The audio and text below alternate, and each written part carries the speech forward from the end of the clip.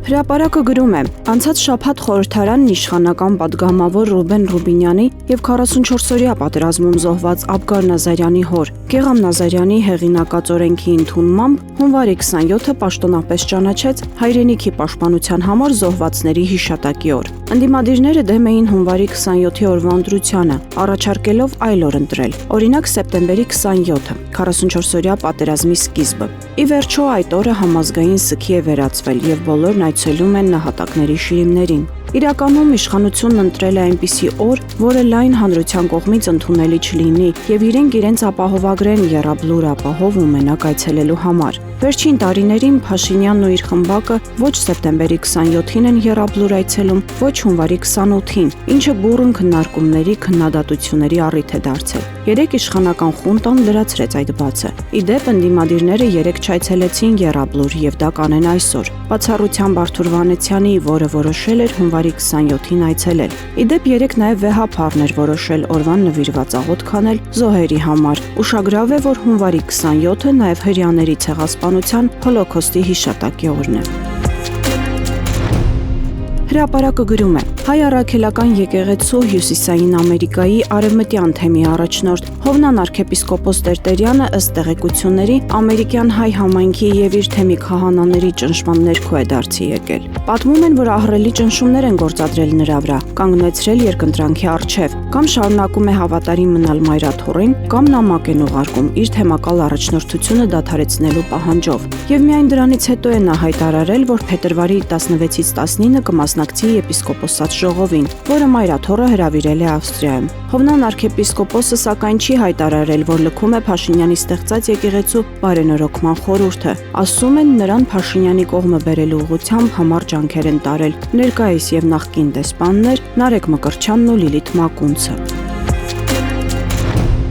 Ժողովուրդը գրում է. Աշխատանքի եւ սոցիալական հարցերի նախարար Արսեն Թորոսյանի նշանակումից հետո 2025 թվականի սեպտեմբեր-դեկտեմբեր ամիսների ընթացքում 1003 ընտանիք զրկվել են տանեկան նպաստից։ Փաստացի սա նշանակում է, որ նախարար Թորոսյանի պաշտոնավարման առաջին ամիսներին 1003 ընտանիք դուրս է մղվել նպաստային համակարգից։ Այն դեպքում, երբ սոցիալական ծանր վիճակի մասին ՀՀ վիճակագրական կոմիտեն տխուր ցուցանիշներ է հրապարակում։ Մեր երկրում աղքատության մակարդակը 21,7% է, ծայրահեղ աղքատության մակարդակը 0,6։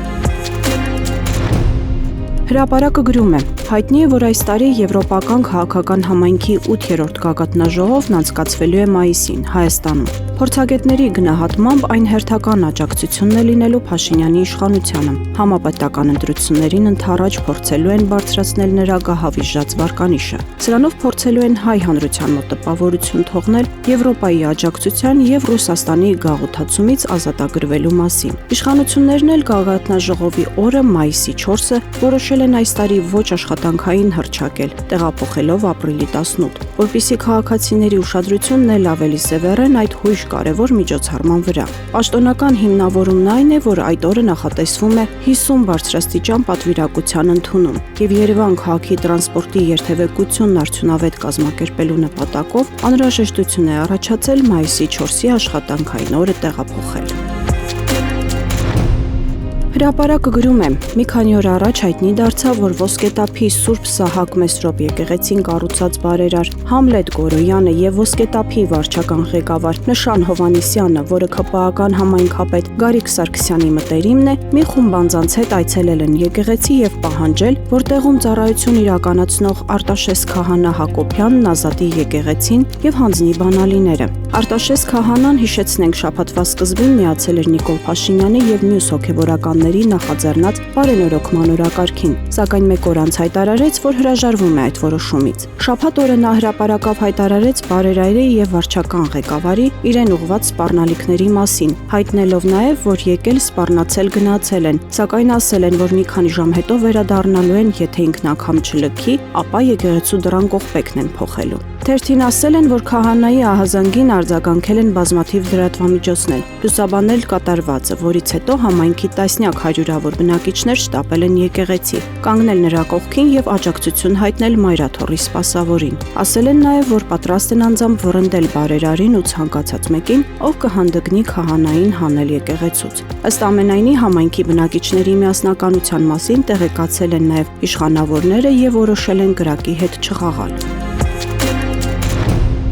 Ժողովուրդը գրում է. Ազգային ժողովի քաղաքացիական պայմանագիր խմբակցության քարտուղար Արթուր Հովհաննիսյանը 2021 թվականին պետական բյուջեից ստացել է տան վարձավճարի փոխհատուցում, ամսական 100,000 դրամ։ Այն դեպքում, երբ չի համապատասխանել այդ փոխհատուցումը ստանալու օրենքով սահմանված պայմաններին։ Թերթի ձեռքի տակ են հայտնվել որոշ փաստաթղթեր։ Արթուր Հովհաննիսյանը մարզաբնակ չի եղել։ Մինչդեռ ազգային ժողովի падգամավորներին վարձավճարի փոխհատուցում տրամադրվում է բացառապես այն դեպքում, երբ նրանք Երևան քաղաքում սեփականություն չունեն, փաստացի վարձակալում են բնակարան կոնկրետ հասցեով, ներկայացնում են կադաստրից տեղեկանք սեփականության բացակայության մասին եւ վարձակալության պայմանագիր։ Չնայած այս հանգամանքին ԱԺ նախագահ Ալեն Սիմոնյանի կողմից Արթուր Հովհաննիսյանին փաստացի տրամադրվել է ամսական 100,000 դրամի փոխհատուցում։ Թերթի աղբյուրների փոխանցմամբ Արթուր Հովհաննիսյանը վարձավճարի փոխհատուցումը ստացել է հենց Նարդոսի հասցեում գտնվող տան համար, սակայն այդ հասցեով վարձակալության պայմանագիր այդ պահին գոյություն չի ունեցել։